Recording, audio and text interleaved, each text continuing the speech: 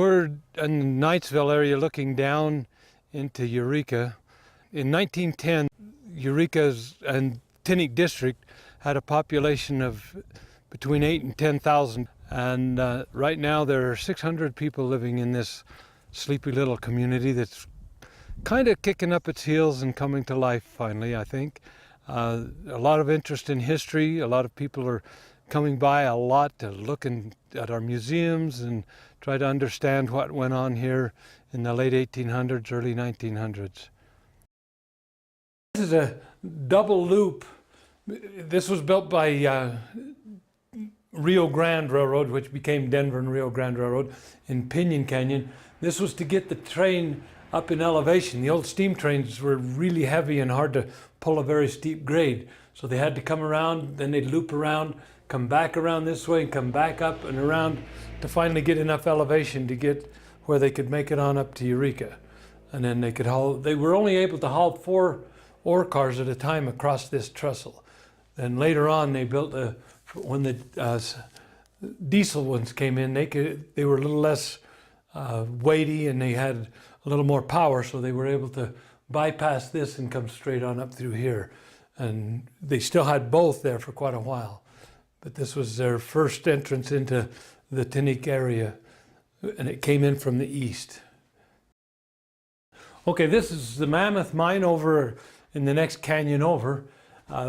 They called this the glory hole up here, but actually it was coming from, there was a tunnel that went back in here, and they had their hoist set up back here, and then they had come on up to the top. So these are just water lines and air lines going up so it could drop down in the shaft with the rest of the mine. The mining operation was actually back in here. And then these were where they brought the ore out and out of the drift, which came out of the shaft. And then they were hauling it down to the railroad here in wagons. Now on around the hill they had the Grand Central, and they had an aerial tram that came off of the hill over there. And we'll eventually get around to Mammoth when we're doing our road trip and you kind of see where they were. There's nothing left of them anymore. But the Mammoth Mine is still there. It's still operational. They do have some things going on over there. They're looking at having some development. One historical note of the Mammoth Mine is the owners donated all of the gold in the gold room at the state capitol. And I would imagine, looking at it now, I would imagine several $1 million worth of gold in that gold room. Very, very beautiful room. But they donated it because the state of Utah didn't have enough money to pay to have it decorated quite the way they thought it should be decorated. Okay, this is a sinking bucket. It's when you were sinking a shaft, where this guy is up here being silly, and there's another bucket below it. And so when you're sinking the shaft, you couldn't use the regular hoist buckets. And so they would drop down there, they could drop that down into the bottom of the shaft, and then they'd use shovels and fill it up and then pull it back out. And so this was a shaft sinking crew here. This is the old type of drilling. This was before they were using compressed air. He's using the old jackhammer and a chisel, and they're pounding it down in here. He's just putting on a demonstration as to how that's done. A lot of work. Okay, this is the Centennial Eureka, one of the early ones. It was originally the Blue Rock, and then they changed the name to Centennial Eureka. This is on the south end, so this is looking north. This is Packard Peak over on this side, and it was one of the big 5 of the mines in Eureka, one of the richest of the bunch. This is right across the street from where we are. We're right here right now, and this is the building that's just right across the street from us, the old Miners Union Hall. And you can see the train used to come right into the middle of the downtown area to deliver their goods, to take off the new stuff. They actually had passenger trains that were coming from here that would go to Salt Lake every day. They'd go every morning, they'd go from here to Salt Lake. Every evening they'd come from Salt Lake back into Eureka. They'd leave the trains parked here overnight. Okay, this would be the bottom workings of a mine. This is just a real good cutaway of how mining actually worked underground. So this would be the drift going back in. You can see the ore car mucking machine would be here. So this would be the area where they'd be working. Then they come back up and you can see the little railroad tracks coming off of each of the levels. They did what they called square set timbers, which was designed to hold the ground so it didn't cave in on them. Plus it was giving them an area for ore chutes, for getting back and forth for the tracks to come in. Normally you wouldn't have seen this right around the shaft, but this to just demonstrate it was showing this is how the shaft, and as you moved away from the shaft, these little trains would come on out. Then they'd, like right here where it'd come in, it'd go over to the shaft, it'd load it on that hoist and come up. This is what we would call a head frame. And as it came up, when it went through some scrolls, so it'd tip the bucket over and dump it into this chute. Now, depending on where you were, whether you was near a railroad or whether you trucked it out or even used the old wagons, then you can see this little chute here. You'd either back your truck up here. Sometimes there was a railroad came across or a wagon, whatever your mode of transportation was. You'd back it up here, crank that up, crank that door open. It'd load up the vehicle you were going to use. You shut it again, and then you go off. Meanwhile, they're just constantly hoisting the ore out of the mine and dumping it in there with the bucket that comes up from the shaft. So this shows you how it all works going all the way down. This is where you're working. This is how it gets up to the top. Air and water would be coming down through the shaft also so that they could work their machinery down underground. And this was pneumatic machinery? Pneumatic machinery, except for the motors that would transport the ore from the working area back into the towards the shaft, and they were electric, but they were big battery electric. There was no electric lines going back into there. And was it forced air ventilation? Forced air ventilation. There'd be a great big fan up here, and there'd be big tubes of air that would come down, and they'd go out to each of the working area and blow against the face of the working area, and then the miner was working where it was the air blowing back into his face. And the Tintic mining area produced what kind of minerals? It produced gold, silver, copper, lead, and zinc. It depended on where you were. The most valuable of the ores was silver, a galena with lead and a lot of silver. There were some areas in the mine at the Tintic standard where they were going 15,000 ounces per ton of silver, which is almost unheard of. A lot of the ore in the area when they were first started between 1869 and 1915 to 1920, when they started getting out of the really good stuff that was really easy to handle, most of them were averaging about $1,500 a ton for the ore they were shipping. But it went all the way up to, like I say, 15,000 ounces of silver at $1 an ounce, back when $1 was $1, then that was 15,000 ounces of silver in a ton. How many people did the Eureka Hill Mine employ? The Eureka Hill Mine itself was employing 3 shifts of between 60 and 80 people most of the time, depending on, there were ups and downs. 1903 was a depression, and they'd go through ups and downs, but that was generally the average.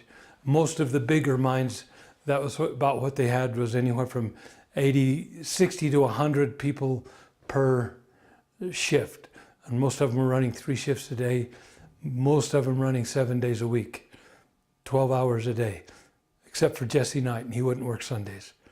They were considered the Sunday school mines. Okay, this is another example showing a little bigger and a little better, a little more view of what a square set mining timber was like. These are called posts, and then you have a cap across here and a stringer going back. Each of the posts have just one square piece left in the top, so you can stack one on top of another. And you can see here where the square set post, the top of the post is exposed here, which leaves room to come out this way with a stringer or across this way with a cap. And so each one of these had their own special ways to go, but as you went up, it had all the openings ready to go straight up. You could go this way, you could go that way, you could come back this way, or you could go that way. So that was, as you were following, because it was hard rock and you followed a vein, or the higher grade, you had to be able to go whatever direction the ore took you. So as they would work up, they'd go over, out, around, and then as you mined, you was mining on the top part, dropping it down the chute, which came out. This was a chute, and this was a chute. This is a double chute one. And so you'd have a track coming across here that you would load with it, with the ore. You just lift up the little chute here, and it'd drop the ore into the ore car, close that. They'd run that off to the shaft, hoist it to the surface, keep going. These guys would keep going there. There'd be a crew doing nothing but tramming the ore while the other people were mining it up here and dropping it down one of these two chutes, because it was going any direction the ore happened to be going. They could follow it. Where did the timber come from for this? Most of this came from California. They'd load it on the rails in California, cut it to this specifications in California, and ship it to Utah. Most places in Utah, we didn't have trees big enough to make that kind of timbers. Okay, this is one of the old carbide lights from down that you'd use down in the mine. This one was equipped with a hanger so you could hang it up, see what you was doing. Actually, a little flame on this one. The carbide would be in here, and it'd light. They were okay, but they weren't very bright. Nowadays, a miner will use an electric battery with an electric light, hook it onto your helmet. Wherever you look, it's light. So it makes it a lot easier to do your work underground. Hard rock mining, I guess you could compare to being looking for a needle in a haystack, because you'd look all over these mountains just to find one little piece of rock that looked a little different than everything else, something that indicated to you that there might be some metal in the area. And then usually you was up in the mountain somewhere where there was no electricity, there was no other way to get there except you hiked up. So they'd build a little frame like this to sink just a preliminary shaft down in the ground a little ways to see if you could come up with something. This would only be good for maybe 50 or 60 feet down, but you'd drop down there. Sometimes you'd have a couple of friends. You could have one on each side to crank up the dirt as you was cranking it up out of here. Sometimes they would work by themselves. They'd lower that down, climb down a ladder, go down there with their pick and shovel, fill this bucket up, come back up on the ladder, crank this up, pull it over, dump it out over the side, lower the bucket back down, climb back down the ladder, and do it again. And you do that over and over and over. You can imagine it takes several months to dig even 30 or 40 feet down into the ground. But what they were doing was looking at the rock and trying to figure out, is it here? Which way is it coming? Which way is the grain of the earth going? And they could follow that down until they could, hopefully, they could find something. A lot of the little mine holes that you see all over the mountain, this was all it was. They never found anything, so there's just a little hole up there where somebody was just looking. But they didn't find that needle. What you essentially did when you were assaying is this is a cubicle cup, and you put some ore in here, put some chemicals in with it, then you put it in a furnace and heat it up to about 750 degrees and melt everything. There had to be so much silica in there, which would be glass when it got melted. Then they dump it out into a little egg carton shaped thing, and then when it cooled, all the glass with all the impurities would come to the top. And then when it got to it got cooled off, they could just tip it out of there and smack it with a hammer, and all the glass shattered all over and it left just the metals. And then you would break that down by the different types of metals, whether it was copper, lead, zinc, gold, or silver. And then they would weigh those out, and you knew how much ore you'd put in there. So then just a simple multiplication, you could figure out how much ore there was per ton, or how much metals there were per ton. Okay, this was John Beck. They called him the Crazy Dutchman, but he was actually a Deutschman. He was a convert to the LDS Church in Germany, and he came over here and originally started the Eureka Hill mine up here, and then he went on a mission back into Germany, and when he came back, the mine was in litigation. So he Says, well, that's okay. And so he went over here, started the Gemini on the other side, and went on another mission to Germany and came back, and all kinds of legal problems again. So the third time he came here, and everybody told him, you can't find ore in the bottom of the doggone draw. It's all up onto the mountains. And he proved them wrong and hit another pretty good strike right here. And so they called him the crazy Dutchman, because they didn't know the difference between Deutschland and Dutch. So this area right in here was a Mormon community, more or less, and it was called Dutchtown back then. And did Mr. Beck get bullion out of his mine? He did, a lot of bullion. The high point of production would have been 1900 to 1920. Does the town itself have tunnels, diggings underneath it? Yeah, but they're so far down that it's not a problem. It's not been a problem. No, we're from 800 to 4,000 feet down. Everybody always says, oh, Eureka's going to fall into that mine shaft. No. Okay, this is a Tintic Standard mine right here, and the town was set up around in here. They were a little later coming in on this east side, this far east side of Eureka, and they hit pretty good ore. They were shipping some really good ore, making some money. The town got big enough that they decided they needed a post office. When they applied to get a post office, the Postal Service says, no, you can't have the name Tintic Standard because it might get confused with Standard in Carbon County out by Price. So they made them take a vote of the people in town here. What are you going to call your town? And the name Dividend, because the mine was paying good dividends, so they named the town here Dividend, and then they had their post office. But the two tanks up on the hill are water tanks. You needed water and air in order to drill, so they'd pump the water out of the mine up into those tanks, and then the gravity would feed, so they had pressure on their drills to drill the holes in and then set the dynamite off to blast. This was one of the very, very productive mines in the area, but probably the most productive on the east side until Kennecott came in and they started mining over here to the Bergen, and then they had a mine at the Trixie. The Bergen was really, really high lead with some high silver, pretty good zinc. No gold there. On up the hill there was some gold. This one had gold and silver and lead and zinc, all four of those. So, but it was a very, very productive mine. There was about 500 or 600 people that lived on these little hills around here. This is Jesse Knight, what's remaining of the Jesse Knight School. Jesse Knight came into the area in late 1800s, early 1900s by the time he actually got going. He was the first of the Mormon miners who came out this way. He didn't want to have the drinking and the carousing that was going on in the mining camps. So this is, as far as anybody knows, this is the only mining camp in the United States that was ever built that did not have a saloon.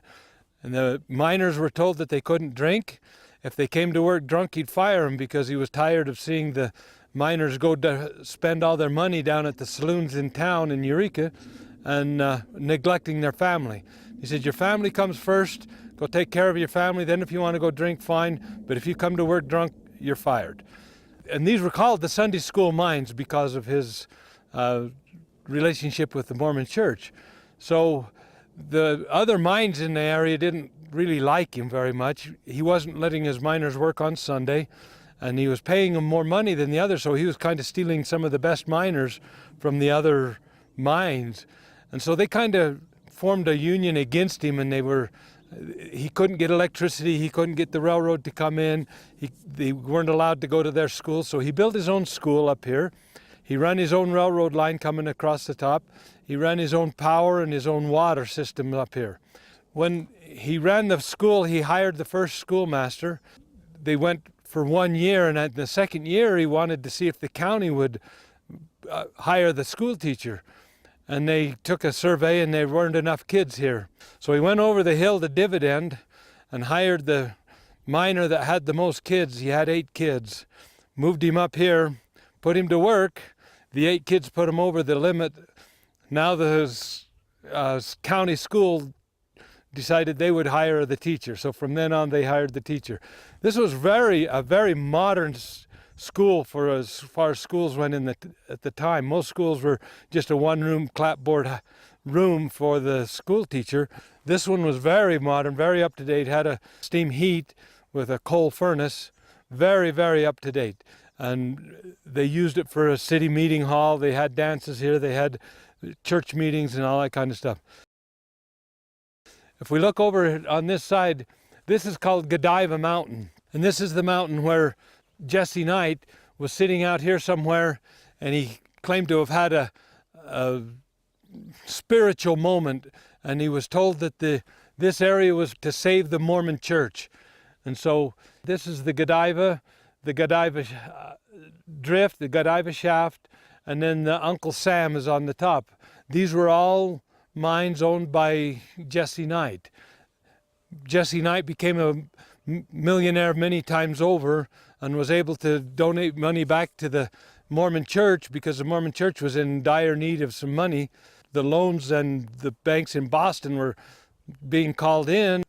Jesse Knight's bishop went to him and said, "Can you help us out?" And he says, "How much do you need?" And he says, "We need $10,000 relatively soon." And Jesse Knight wrote him out a check for $10,000 and handed it to him. This really is where Mormons were able to make some money. Brigham Young had an agrarian society down here that worked everything with barter, and there was no cash. But he had borrowed a lot of money, and so to pay it back, there was no cash, there was no money involved. Other than a little bit of money they could get selling goods to the military that was in Fort Douglas and Camp Williams and out in Cedar Valley, there wasn't any other money coming in. So this gave them the money that they needed so that they could actually start paying off their debts. Jesse Knight made a contribution to Carl G. Mazer, who was a school teacher in Provo. This is where the money came from to start Brigham Young University for what it is today. This is the Humbug, Jesse Knight's first operation where he actually stayed into it. Originally he started and he had a mine up on the hill there that he named the Junebug. And they did some operation, they found pretty good stuff, and then he sold that and went back to farming. He already had the bug for mining, so he came back up here and there are three different stories, whether he brought his brother-in-law, some friends, or when he registered the claim.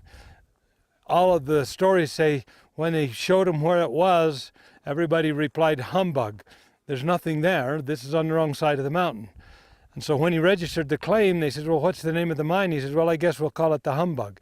And this was what put him on the map. He sunk a shaft here, run a tunnel over there. The first thing was the tunnel. He got about 60 feet into there, and then they found some good ore. He brought a wheelbarrow out of the ore when it hit daylight, and he looked at it and he says, "This is the last day I'm going to work and take another man's job." And he went into just being the mine owner, hired people to do all of his work. And so this was the original part of his mining operation that eventually extended on down to the Godiva and those other mines that we've already seen. The shaft went 1,800 feet down. Now it seems like it's caved off. It's about 600 feet deep as far as we can tell right now. But it went down 1,800 feet, and then they run a shaft in, or a drift in from the bottom of the canyon here so they could run the ore out that direction. Made it a lot cheaper rather than hoisting everything to the surface. It wasn't an uncommon thing to do if you was up on the top of a mountain. This is a steep hill, so it didn't take a long drift to come in and meet the ore down at the bottom. In the whole area, you had gold, silver, copper, lead, and zinc in different ratios in different places, but overall the lead with the silver was the moneymaker here. The water tank up here, there was water in these mines, and so as they pumped the water out, they'd pump it up into there, and it was good clean water, so they could even drink the water, but it was mostly for running their drills. You had to have water and compressed air to run a drill, and so putting it up here, that gave it the pressure. When you put it back down in the hole, it'd give the pressure it needed for the drills. This was the head frame. They pushed the head frame over a couple of years ago to mitigate liability for it because it was so accessible that people were coming up here and climbing around on it and everything. They were afraid somebody was going to fall off the head frame and then fall down the shaft too. This is the Dragon Mine. It was originally opened in the early 1900s as an iron mine. Silver City sits right here, and then the railroad came in and originally called that Ironton, and because of the iron they were shipping out of here. In the late 1940s, early 1950s, Filtrol Oil Company developed a method of using the clay, the white stuff along in here, for a filtration system for oil refining. So they stopped mining the iron and started mining the clay. And they ran that clay until the late 1960s, when they developed a method of synthetic, and so they didn't need this anymore. The mine shut down. Right now, they mine all of that comes out on there. They moil it out, they call it. They use a kind of a handheld jackhammer, and they dig it off. It's very soft, and that's what they were hauling out of here. They bring it over here, and then they hand sort it, and they have to hand sort the iron from the clay. And now the research that they're doing on it is to use the clay as an additive to medicines to make it a time release. They take it and mix it with the medicine, make your pill. Part of it's made out of this really clean clay, and it takes longer for it to digest in your digestive system, so that makes it so that it time releases the medicine into your system. So that's their production right now, is leaning towards selling this as a medicine additive. This is the only mine that was ever mining halloysite clay anywhere in the Americas. The only other mine was in France, and they were using the clay to make china. This is Jesse Knight's smelter, as we talked about on the other side of the mountain. The other mines around here kind of cut Jesse Knight out. They didn't really like him. They didn't like the Sunday school mines. So Jesse Knight, in order for him to compete, he came down here and built a smelter. There was already a smelter around the hill there, and there was another smelter on down the road here a ways. But this was Jesse Knight's smelter, so he didn't have to pay the shipping on the railroads to get the raw ore to the smelters. So he built this in 1906 and was smelting his own ore here, and then he'd ship it out and sell it himself. The Mammoth Mine was right up the top here where the green roofs are, and then they call it the glory hole. The Mammoth Mine went in on a drift, and then the hoist was inside of the mountain a ways, and then they dropped down to 4,200 feet down. This is the mine where all of the gold in the gold room at the state capitol was donated by the McIntyres, who were owners of the mine at the time. The next one over is the Grand Central. That was another one of the bigger mines in the area. The Grand Central ran an aerial tram from there down into here to run their ore in a tram. The Mammoth Mine never went to a tram. They always just used wagons. So there was a steady stream of wagons coming down right into this area here where they would load it onto the railroad. So these were two of the more prominent mines in this area. The Grand Central and the Mammoth were both running as late as 1961, 1962. All of the mines in Eureka had closed down by 1953. They closed down the operations in 1953, and the chief was the last one. They pulled their pumps in 1954, which means there was no going back. It allowed the place to flood. And then, of course, as the water got in there, it started caving, and so there was nothing to go back to. They pulled everything out.